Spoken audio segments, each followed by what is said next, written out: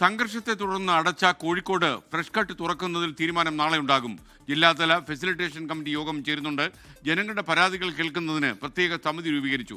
സംഘർഷവുമായി ബന്ധപ്പെട്ട് യഥാർത്ഥ പ്രതികളെ മാത്രമേ പിടികൂടൂ എന്ന് പോലീസ് ഉറപ്പ് നൽകിയതായി M K Raghavan M P പറഞ്ഞു. സമിതി റിപ്പോർട്ടിന്റെ അടിസ്ഥാനത്തിലാകും ഫ്രഷ് കട്ട് തുറക്കുന്ന കാര്യത്തിൽ തീരുമാനമെടുക്കുകയെന്നും എം കെ രാഘവൻ. അക്രമത്തെ ഞങ്ങൾ പൂർണ്ണമായും അവലോകിക്കുന്നു.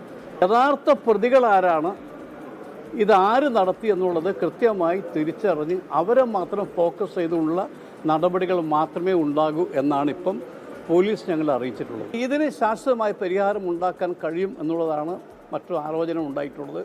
അതിനുവേണ്ടി ഒരു കമ്മിറ്റിയെ തന്നെ ജില്ലാ കളക്ടർ പ്രഖ്യാപിക്കാം എന്നറിയിച്ചിട്ടുണ്ട്. ആ കമ്മിറ്റിയുടെ ലീഡർഷിപ്പിൽ കാര്യങ്ങൾ ഇരുന്ന് ആലോചിച്ചുകൊണ്ട് ശാശ്വതമായ പരിഹാരം അവിടെ ഉണ്ടാക്കാൻ കഴിയും എന്നാണ് ഞങ്ങളുടെ പ്രതീക്ഷ. കോഴിക്കോട് നിന്ന് YS അഭിനന്ദ് വിവരങ്ങളുമായി ചേർന്നു. അഭിനന്ദ്, എന്താണ് വിവരങ്ങൾ, പറയൂ.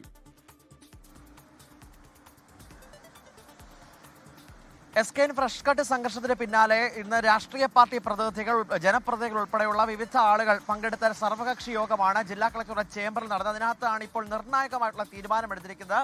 ഫ്രഷ് കട്ട് തുറന്ന് പ്രവർത്തിക്കുന്ന കാര്യത്തിൽ നാളെ ആയിരിക്കും തീരുമാനമുണ്ടാകുക. ജില്ലാതല ഫെസിലിറ്റേഷൻ കമ്മിറ്റി നാളെ കൂടും. ഈ ജില്ലാതല ഫെസിലിറ്റേഷൻ കമ്മിറ്റി ജില്ലാ കളക്ടർ ആയിരിക്കും നയിക്കുക. ഒപ്പം തന്നെ അടുത്ത് പൊല്യൂഷൻ കൺട്രോൾ ബോർഡിന്റെ ഒരു മെമ്പർ ഉണ്ടാകും. ഒപ്പം പ്രധാനപ്പെട്ട 2 ആളുകൾ കൂടി പങ്കെടുത്തുകൊണ്ട് എല്ലാവരെയും കൂടി ഉൾക്കൊള്ളിച്ച് ഈ വിഷയവുമായിട്ട് ബന്ധപ്പെട്ട സമഗ്രമായ അന്വേഷണത്തിന് ശേഷമായിരിക്കും ഈ ഫ്രഷ് കട്ട് തുറന്ന് പ്രവർത്തിക്കുന്ന കാര്യത്തിലൊരു തീരുമാനമെടുക്കുക എന്നാണ് നിലവിൽ ഇപ്പോൾ സർവകക്ഷി യോഗത്തിന് ശേഷം ജില്ലാ കളക്ടർ അറിയിച്ചിട്ടുള്ളത്.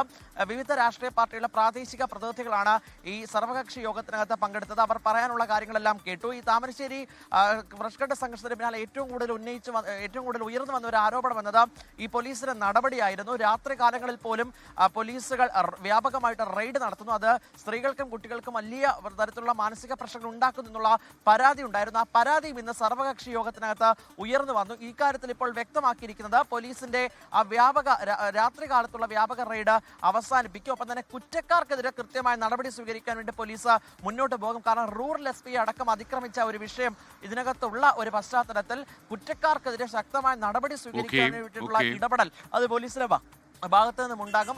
ലോകത്തെവിടെയായാലും ഏത് സമയത്തും 24 വാർത്തകളും ഓഗ്മെന്റഡ് റിയാലിറ്റി പാക്കേജുകളും എക്സ്പ്ലെയിനറുകളും വിശദമായി കാണാൻ ഞങ്ങളുടെ YouTube ചാനൽ നിങ്ങൾക്ക് സബ്സ്ക്രൈബ് ചെയ്യാം.